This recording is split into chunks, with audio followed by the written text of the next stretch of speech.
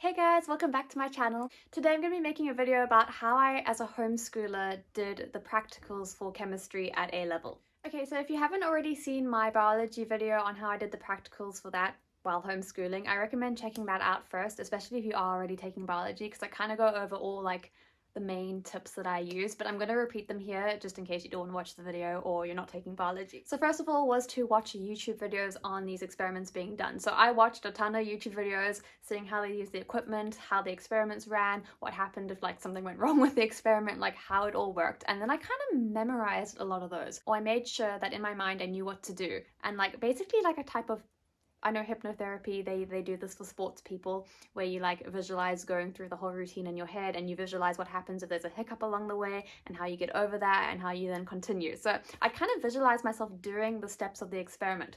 So then I would visualize doing the steps of the experiment, and then I'd go back to the YouTube video and check that I was able to do all the steps and do them in the correct order and not miss anything out. And then I would kind of just do it over and over until I had it fully ingrained in my head. Okay, and then the next thing is to use your textbook. So in the textbook they do have how to do the experiment and all the steps. Memorize that. So I basically just memorized it, and I'd imagine visualizing doing it in my head, and then I would double check with the textbook, did I follow each step? Did I do all of it? And in these visualizations I would really imagine using the equipment from what I'd watched on YouTube. Okay, I just realized my phone wasn't recording this one part, so I mentioned using the textbook and memorizing the steps of the experiment in the textbook, and also then doing the visualization of going through it, but then at each step visualizing what would happen if something went wrong at each step. So you visualize that step, something goes wrong, what are you going to do next? So it's kind of like that sports hypnotherapy thing of visualization, because it really does help you out, because it helped me out on exam day. I remember panicking at one point and being like, oh no,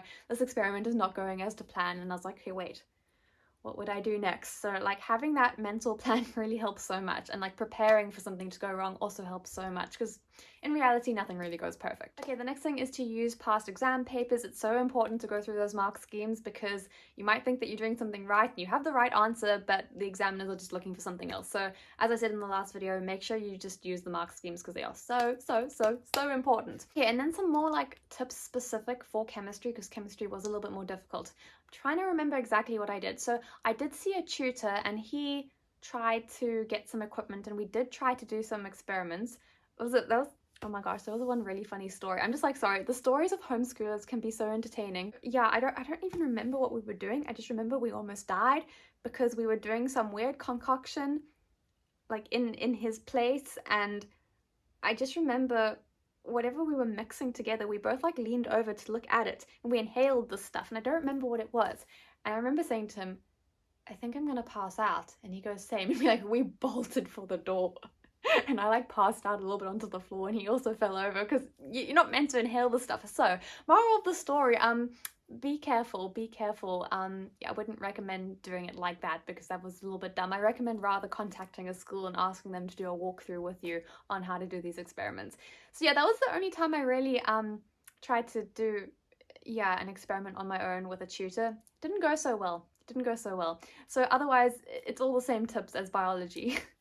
But another thing you could do is actually buy some equipment yourself. I think I did look into this. The only thing in South Africa is that it's really hard to, we don't have Amazon, it's hard to get equipment, it's hard to get things sometimes. But looking back, I honestly could have been a little bit less lazy and gotten a few things. So I'd recommend maybe looking into getting some equipment, because even though it's expensive, it's going to last long run, and it's kind of worth it in the end. But yeah, otherwise I'm realizing it was very similar to biology. It just felt more scary. I think I was just more scared for this chemistry practical exam compared to biology. I just felt more secure with biology. But looking back, it was very similar, except for that I tried to do an experiment with a tutor who also didn't really know what he was doing. Yeah, and I think another tip which is good for both biology and chemistry is basically memorizing the outcomes of all the experiments. I think a lot of people do this anyway, but also memorizing, I guess, what to write if you get a negative outcome or something. So knowing how it's going to continue if X happens, and know how it's going to continue if Y happens. So say I was using Benedict's reagent and it didn't turn orange, and what's going to happen next? What would my answers from there be, and what would that imply? So basically having it's almost like having an essay outline written in your head already, but experiment wise. So yeah, have an outline of what's going to happen for each experiment whether like it changes if it goes to plan, if something goes out, if there's a variable that's out, like all these little things, like just have a mental plan. But yeah, that's about it for this video. I hope you guys found it helpful. I'm scared it wasn't as helpful as I imagined it to be, because looking back I kind of just winged it and like did things in my mind and like walkthroughs in my mind and YouTube. Yeah, so I really recommend going on YouTube. If I can find the old YouTubers I used to watch, I will link them down below. And I remember the website I used to use for past papers was extremepapers.com. I don't know if that's one that's still used or if things have changed by now. But yeah, I'll link some of my favorite things down below to help you guys out. And yeah, I just want to add another note, like, don't want you to stress about it. I remember being really stressed about certain things, and looking back, I'm like, I really didn't need to be stressed. Like, stress didn't help me out. Like, I could have done the thing and just not been stressed.